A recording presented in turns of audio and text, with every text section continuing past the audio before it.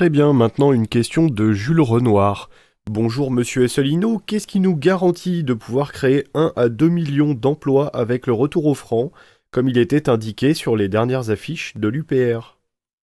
Alors je remercie cette question qui montre que cet internaute a soit vu les affiches, soit vu la promotion que l'on en a faite déjà sur nos pages Facebook, puisque j'en profite pour signaler que nous avons fait imprimer 220 000 affiches, dont de 18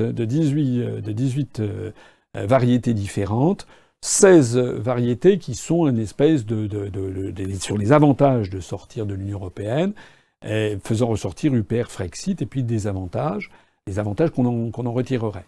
Et puis il y en a deux autres, il y en a une c'est mon portrait, une autre c'est le logo de l'UPR avec les mêmes choses pour bien décliner toute cette campagne. Les affiches ont été distribuées, maintenant tous nos délégués les ont, et des militants que je salue. Je salue vraiment les militants à travers toute la France et l'outre-mer qui se dévouent pour aller coller des affiches, parfois dans des petits villages sur des panneaux réservés, parfois dans des zones urbaines. À Paris, il n'y a pas de panneaux réservés, donc on est obligé de faire de l'affichage sauvage, comme tout le monde, il n'y a pas de panneaux réservés. La municipalité de Paris ne respecte pas la loi. Donc à toutes celles et à tous ceux qui collent ça, qui collent les affiches, je leur dis un grand merci pour faire connaître notre mouvement. On le fait pourquoi ? Pour essayer de surmonter le blocus médiatique qui nous est opposé. Donc nous, on ne nous invite pas dans les médias, mais on a un avantage par rapport à ceux qui sont invités dans les médias, c'est que nous avons bientôt 30 000 adhérents, et on a donc des centaines et des centaines et des centaines de militants qui sont d'accord, qui sont prêts à aller coller des affiches. Alors, parmi ces affiches, il y en a effectivement une qui cite 1 à 2 millions de création d'emplois. Si l'internaute a bien vu, on fait une petite référence à la source. La source, c'est le rapport qui avait été publié il y a maintenant, je crois, 3 ans, par la fondation Res Publica, à partir de simulations macroéconomiques faites notamment par Jacques Sapir pour cette fondation Res Publica, réputée plutôt un petit peu de gauche, etc. Et donc il y avait tout un raisonnement qui était derrière. Je l'ai déjà présenté dans plusieurs de mes conférences sur le fait que sortir de l'euro, recréer une monnaie nationale, aura pour vertu que le nouveau franc perdra de sa valeur par rapport au cours pivot actuel de l'euro vis-à-vis du dollar. Ça qui signifie que les importations coûteront plus cher, c'est un inconvénient.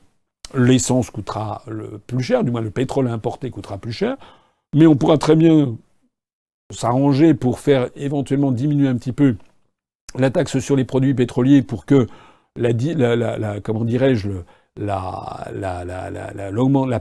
de l'euro, du franc par rapport à l'euro par rapport au dollar, s'il baisse de 10%, ça pourrait être facilement compensé. Donc pour que les consommateurs n'aient pas le sentiment d'avoir une augmentation considérable de leur essence, au contraire. Les produits d'importation coûteront plus cher, les produits d'exportation coûteront moins cher à l'étranger.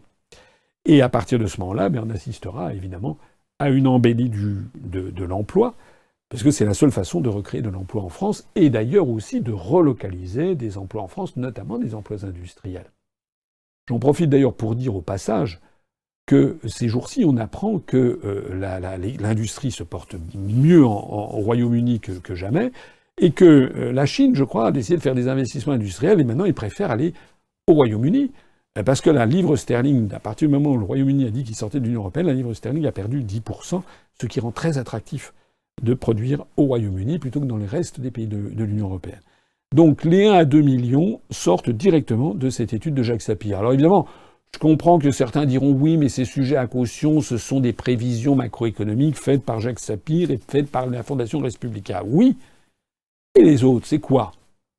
Ceux qui nous ont vendu depuis 1992, c'est-à-dire depuis 25 ans, depuis un quart de siècle, le fait que l'euro, ça serait plus de croissance, plus d'emploi, on constate que c'est un désastre absolu. Donc si eux, ils ont pu le dire, je vois pas pourquoi nous, on ne pourrait pas dire le contraire. On aura beaucoup plus de chances d'ailleurs d'être confirmés par les événements.